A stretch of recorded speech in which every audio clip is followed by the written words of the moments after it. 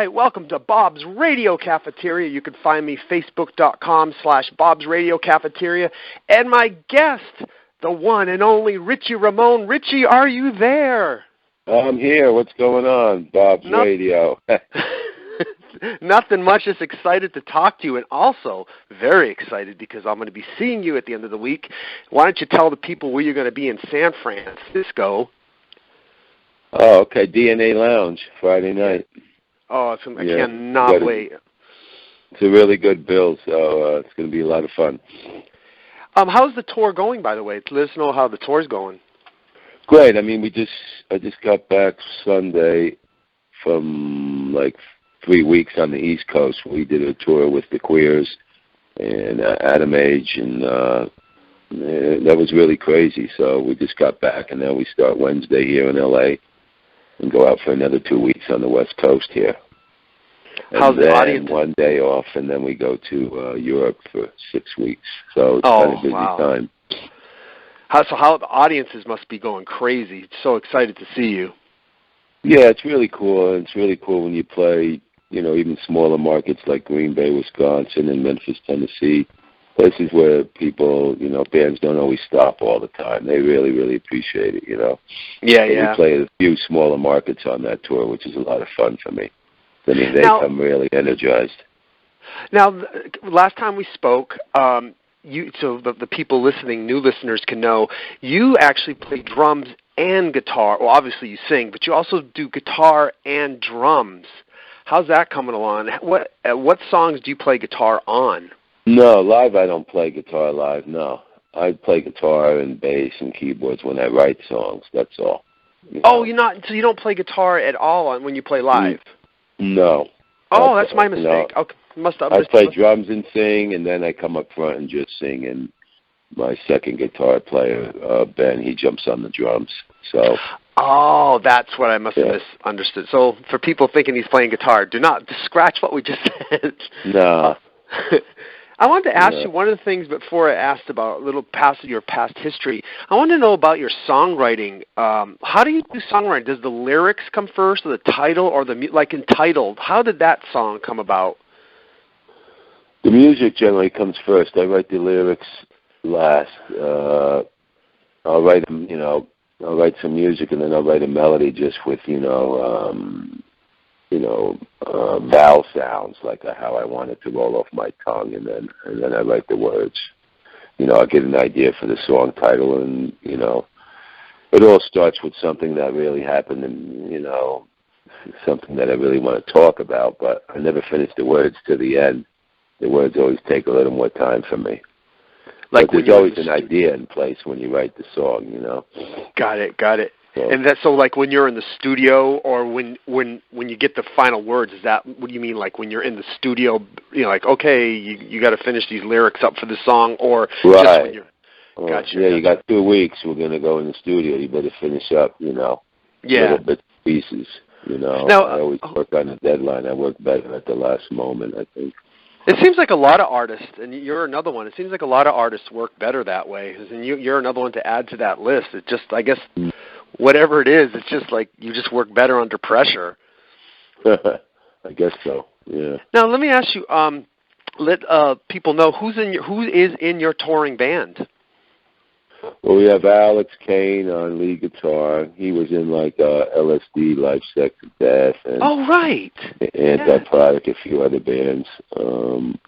We have Claire Mistake from London, and she plays bass. And Ben Reagan, he's from LA here. He plays rhythm guitar and drums. So I can go up front a little bit and kick the kids in the head a little bit, so I don't have to be behind the drums the whole show. Alex Kane is going to probably better. Alex Kane probably gets a lot of questions about Stanley, the guy that used to be the singer in Life, Sex, and Death. I'm sure he does. Well, I'm really excited. I cannot wait. And I've said this to you before, and I just don't say this because I'm talking to you. I really mean this. Your era of the Ramones is my favorite era of the Ramones. I thought you brought I don't know. There's just something about the drumming and just the energy, and of course the songs you wrote, and obviously you play some of those songs when you're playing. Now, asking you, how did you get into drums? How old are you when you first started playing drums? 5 years old. I started, I've been playing 50 years now, so I started very young in kindergarten. I would always, at recess, they had that dirty box in the corner, and it had, like, toys, and we'd march around, and I would never pick up, like, the trumpet, the plastic thing that you blow into. I'd always do something rhythmic, like the sand blocks or stuff. And that was it. It just started there, and I got my first teacher, like, when I was 6. Wow. That's a long. You've been playing a while, my friend. Yeah. Mm-hmm. Oh, and I forgot to mention too. We want to mention find anything on Richie Ramone. Of course, you can find him on Facebook, but also richieramone.com, where all the tour dates, the video, merchandise, which you'll have all that at the show. Cannot wait for that. Cannot wait. Richie Ramone Official is the Facebook page. Yes. Yes, okay. Exactly. Yes, not just the personal one. I wanted to ask you, when you were first coming up and you were playing, what was the first band, like the first, I would say, professional band or the band that was serious? Because, I mean, every musician plays little hack bands here and there. But what was the first band that was, like, serious? I played in the band probably like 1980 called Remod, which was very interesting. And then I had another band. I played with the Church a little bit, and then I was in a band called Velveteen. Right. It comes to a point when you first start playing, you play, cover songs, and then eventually you want to play original music. So those bands were playing original music. Now, I was also in the White Boys, too, which was before that. That was probably 1979. Any recordings of that from the White Boys, anything like that? Yeah. Was there any record? Yeah. White Boys, and another band was called The Ambulance. There are some recordings from them. It's pretty interesting. Yeah, because I see there's the Ambulance, Planet U. Is that a reissue of the or is that it came out in 2012? Yeah, there must be some reissue. I don't know. Oh, now tell us about. Also, I want to know. Working with Fred Okay. Schneider from the B-52s, what was that like? It was awesome. Ronnie Ardito from the Church, we used to write a lot, and we wrote some songs for him for his solo album. So, it was very interesting. He's a great guy. So he was there when you recorded the band. Oh, He was yeah. actually there. Oh, that's so cool. Yeah. I wanted to ask you too about some of the songs on Entitled that came out. I was going to say last year, but we're in 2015. I wanted to ask you about some of the songs and what the stories were behind them. One of the ones is "I'm Not Jesus." What's the story behind that song? What brought about that song?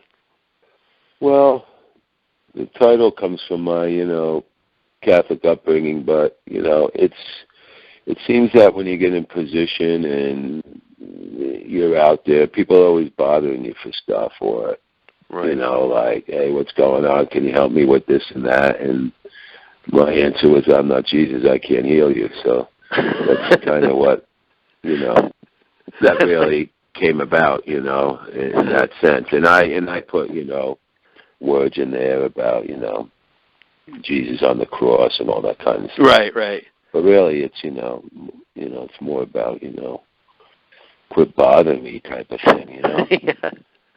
I don't have the answers. Right, exactly.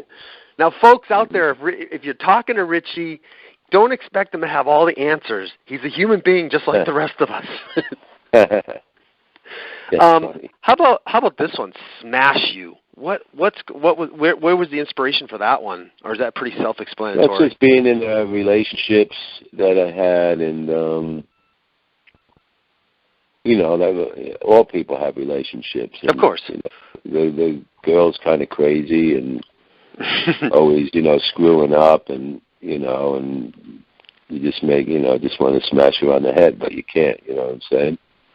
So got it. So that's the kind of like, okay. always fighting on the street and stuff like that, getting drunk, and it's just like, man, I like to take you down, but as a man, we don't do that to women, Of course, you can put it in a song though, and that's okay. Right. Hey, does it make you? Does it help you? Is it therapeutic with music? Do you find it very therapeutic when you write the lyrics? Like, say, "Smash You." Is it therapeutic for yourself? I guess in a way, but I find that I have to write about things I experienced or things that happened to me personally. Right. I feel that I can deliver it better because it's real to me. I can't make up something that I never saw or never did or never happened to me. That would just be like, there'd be no emotion to it, And I think the best songs come from your own life experiences or something that happened to you or you were around somebody else when something happened, So is it fair to say the song you wrote for the Ramones, "Somebody Put Something in My Drink," that is actually based on an actual experience? Yeah. Sure. Wow. Mm-hmm. You got to be careful. That was fun. We used to, when I first moved to New York City when I was 18, I had no money, and we would go to nightclubs, and when people got up to dance, we'd steal their drinks. Yeah. And one night, something was starting to come over me, and it was really weird. And eventually, it was like there was LSD in the drink or something. Oh no! And, it's a weird thing if you take it and you're taking it, but if you don't know that you take it, you think you're like dying or what's going on with me. Oh my God! So yeah, that was a weird night. But I didn't have to steal any more drinks that night. I was all yeah. I think somebody was trying to tell you something. Did you make it? No. You had friends supporting you through that, though. You weren't like on your own with dealing with. No, I was with a friend, and but that's why now I won't drink anything that's not sealed. Absolutely. Or Keith Richards has the thing where he always spits in his drink, so it's like nobody will ever drink from. Right. When you were in a couple of quick Ramones questions. When you came into the Ramones and you brought these songs, were they open to your songs? Were they like, "Oh yeah, cool, you want to write songs? Sure." Or were they like, was it kind of a, "Well, let's see what you got"? No. Well, they, Joey always wanted me to, and Dee Dee, Mm-hmm. Johnny was skeptical. What happened was Marky would bring songs and his brother would write them, and they didn't, and he would say he wrote them, so they didn't really like that. But I broke down the barrier, and they knew I wrote them, and, the only thing is I had more songs, but, John, wouldn't allow more than one or two songs on the record because that would be, biting into his their pocket money. Because I get 100% of the songwriting, So because like on Too Tough to Die, I think you only had one song on that, right? Was that Humankind was on that one, correct? And then Martin, who ran Baker's Banquet in London, when they put their record out, he always took another song of mine. So there'd always be two on the British version. It's really good. Weird. Yeah. What songs are you doing? Are you doing all the Ramones all the songs you wrote for the Ramones? Are you doing all those live, like Humankind? I don't know if I don't know if I'm doing all of them, but I'm doing a handful. Oh, that's pretty cool. Broken up between my new album, songs I wrote for the Ramones, and then naturally I do a few Ramones classics. Oh, cool. So I hope Warthog's in there because your drumming on Warthog is amazing. I'm not telling you. Okay, I'll have to see. I'll surprised. I'm going to be. A lot of nights I'll do audibles where I'll just call out something and make it happen. It's all about I watch the crowd and feel how they're responding and what they really want to hear. I could tell, So some people may not know my record, and if I give them too much of it, they can start to get sleepy. So I'll call an audible to give them something they know. So smart man. You're like a coach. You're like a coach watching the game. You know what I mean? Yeah, it's fun. Can't wait. I mean, that's what's fun about, punk rock show is there's always something to watch, It's not just people sitting there. It's just stuff to see, And, so you're constantly watching the audience and they're watching you. It's kind of fun. Oh, it's going to be great. I got some people going to be coming. I got a bunch of people going to come to the show. I was like, oh, you got to see Richie. Great price. By the way, folks, I'm speaking only for the San Francisco Bay Area. Of course, you're playing all over the place, but I am in the San Francisco Bay Area. He is at the DNA Lounge. I mean, $10 for the show, folks, to see Richie Ramone. That is a deal in itself in this day and age, and you're going to get a great show. And I'm really excited about it. And also, more importantly, I'm more excited to actually meet you in person, shake your hand, and get a picture. Oh, cool. I can't wait. No Now, I wanted to also ask you about some of the other albums you played on, the Rock and Roll Rats. Tell me about that. I guess I met them on tour, and, they wanted to do an EP, and they wanted me to drum on it, and I heard the material. It sounded great, so they sent me the files, and I just cut the tracks in my studio and sent it back to them, and they did all the mixing and everything. So, perfect. And that's a fun thing to do. Because we really don't even have to be together anymore. As long as I have their files, I can lay my drums here, and then they can take the raw files and mix it and produce it and do all that stuff. So, I hope to do more of that. I did one song with Dan Sartain also that way, and called Love Suicide, and I'm going to do some more in the future. The Dan Sartain, the Dan Sartain one. Yeah. Oh yeah. Cool. And does it make life so much easier now? It's not like you have to. I mean, there's always the counter complaint. Oh, you lose some of the soul the way they do it now. But in other ways, here's an opportunity for you to play on an album you didn't have to actually be in their studio while doing it. Right. As long as you keep it real and don't get loaded down and with click tracks and don't put everything on the grid like they do today. They line it up so it's too perfect sounding. As long as you don't do that, you don't have to be in the same room, So how did they do it? So they recorded the guitars or whatever, the basses to a click track, and then they submitted it to you. Got it. And then I lay the drums over it, Oh, that's cool. Now tell us about your drum set. What are you using? How many pieces? Well, now I'm using Natal drums, which are made in London now on this tour. And I keep a very, simple setup, I just, kick, snare, rack tom, and floor tom, Sometimes I use two floor toms, but I only use the second floor tom as a table to hold my sticks and my towel. But basically, that's it. It's just the 4 drums, man, and, 3 crash cymbals and a ride. Is that the drum set with the beautiful? It looks gold and sparkly. Yeah, that's that one. That's SJC. I have a different endorsement now. So, but this one will be silver sparkle. So it's nice. It has to be sparkly, Richie. Yeah, it has to be sparkly. They wanted to give me like the wood grain set, and I said I don't want that. They sound good in the studio, but live, I don't know. They're just too plain looking for me. Now, when you're in Europe, or sparkle. Yeah, it pops too when you're on stage and the lights hit them. It's just like it just looks so cool, Right. When you're in Europe now, in South America, I know the South America is just huge for the Ramones. Right. I mean, did they go nuts when you were there? Was it, or when you? I mean, is it going to be like, Beatlemania? It is in a way. I mean, they're just, the Latin countries, Spain, when I go to Spain, same thing. You won't find them standing there with their arms folded. Exactly. Like you'll see in Los Angeles or other things. They come out, they like their rock and roll, and they're going to let loose, and, and they become part of the show, which is, really great, There's nothing worse than just, working your ass off and you got a guy, 20 feet back just looking at you with his arms folded, When I see that, I'll call them out. Either I tell them to leave or, I just tell them right on the mic, hey, get out of here. Nobody needs you, I love it. Because it's you're really putting out and, you're just giving it your all, and to see that, it's like, well, yeah, no kidding. Here. And just go home.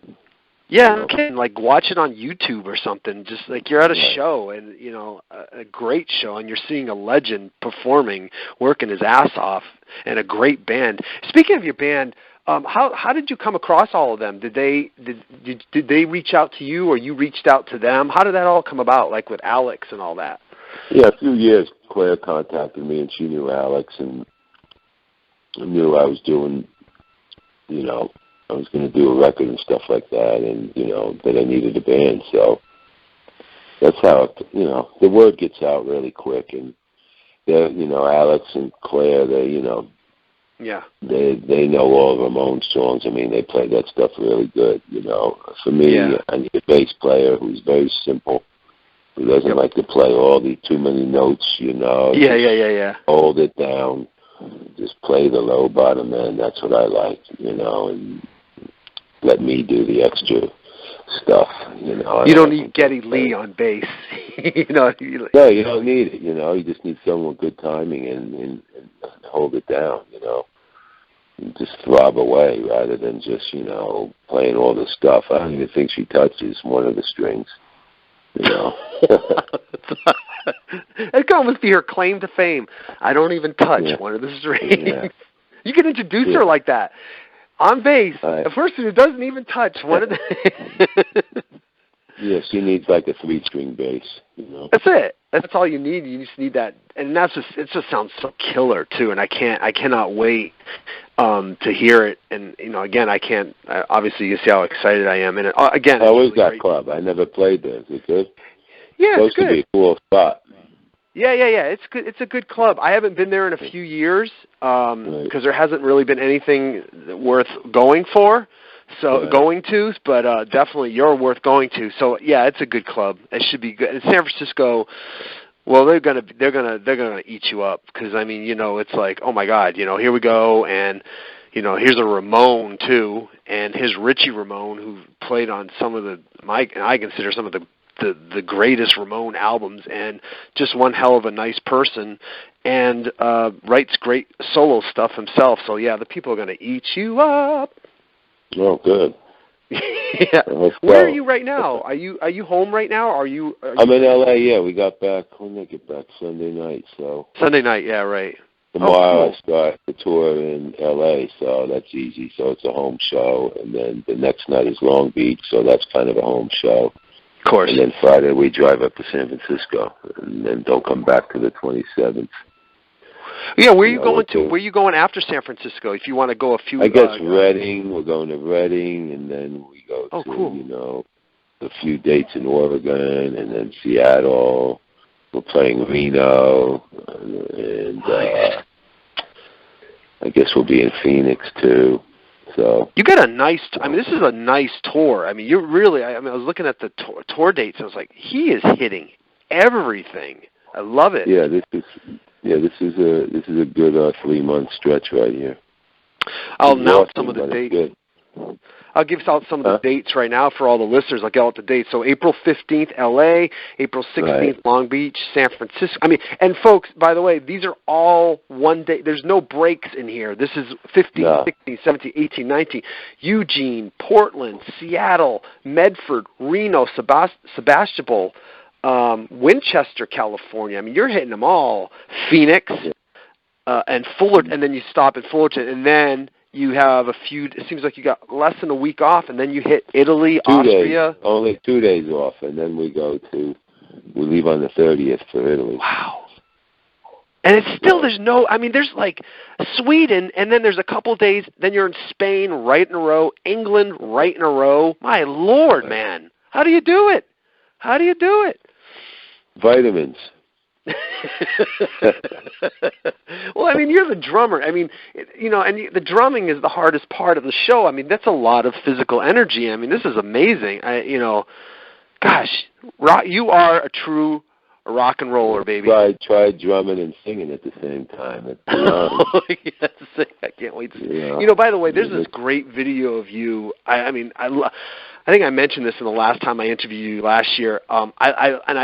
always tell people, please go watch this video on YouTube. It's you with the Ramones, obviously, and it's the black and white video, and one of the songs you do is Warthog, but it's just watching you is just like, oh my God, this guy is a monster. But you look like you're just, it's like it's nothing. You're just so calm, and you just got it. I mean, you're singing and playing. It's amazing. I love it. Well, I try not to make those drummer faces, you know. Yeah. You know, as best you can, but, you know. Yeah. Sometimes you have to. Exactly. Well, let's start wrapping up here. So, So you heard. Let me give you the dates. The next few dates. He's April 15th, Los Angeles at Los Globos. April 16th, Long Beach, Blacklight District. April 17th, coming here, DNA Lounge. Yeah. I'll be there. Yay! April 18th, Redding, California, Bombay's. April 19th, Eugene, Oregon. April 20th, the Hawthorne Theater, Portland. El Corazon in Seattle on the 21st. 22nd is Medford. And then there's a bunch after that, 23rd, Reno. But if any information you need to find on Richie, go to richieramone.com and or talk to him on Facebook. He will talk to you. He's a great guy. And Richie, anything you want to promote before we wrap this interview up? No, I just want, everybody should know that, right after the show, I come out to the merch table, I take pictures, sign autographs, and I like to meet everybody. I don't run away, so I'll spend an hour with people just saying hello, and I think that's important. Well, you're definitely going to meet me because I'm definitely going to want to meet you, shake your hand, and get a picture with you, brother. Because I can't wait. Okay. I'm really excited about meeting you. I'm so excited about this show, and I'm really happy for you. I'm really happy. I mean, this is just you're really out there. You're really playing it. This isn't just like just playing a few sporadic dates here and there. No, you're out there playing it, and that takes a lot. I'm just really happy for you, and I'm also happy that, again, you here on Bob's Radio Cafeteria. It's always a pleasure, and you're always welcome here on this show, my friend. Always. Oh, thanks so much. You serve food in your cafeteria? Whatever you want. What do you want me to serve? Oh, okay. I like cheeseburgers. You got it. Medium rare, well done. No, medium. You got it, medium brother. Well. You got to cook. You got to cook that chopped beef. That's right. That's what my sister always says. Make sure to order it medium well. You don't want it well done because, and again, richieramone.com. And, if you're at the cafeteria, you can have a cheeseburger with me and Richie. Ha-ha. There we go. Cool. Richie, thank you so much. I will see you in the next few days at the DNA Lounge. Yeah. Thanks for being on Bob's Radio Cafeteria. And again, you can find me, facebook.com/Bob's Radio Cafeteria. You can find richieramone.com. And thank you so much. Thanks to all the listeners. And see you at the next Bob's Radio Cafeteria. Thank you, Richie. All right. Take care, guys. All right. Bye. Bye-bye.